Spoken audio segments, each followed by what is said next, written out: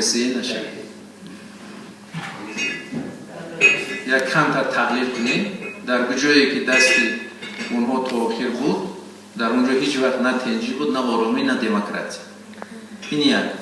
دوم همین است که هر یک منطقه، هر یک مردم، هر یک ملت منتالیتی، شرایط و تاریخ خودشون دارن و این در دوام یک ملتی است که 30 سال و 40 سال، در یک ملتی است در 10 سال، ملتی است در 100 سال طی میکنه. و برای همین ما بیاید ارزش‌های خودمون معین کنیم و با راه دموکراتیک رفته ایستادیم، قدم به قدم کاری کنیم که این تحمل شود، یعنی قبول شود از طرف مردم.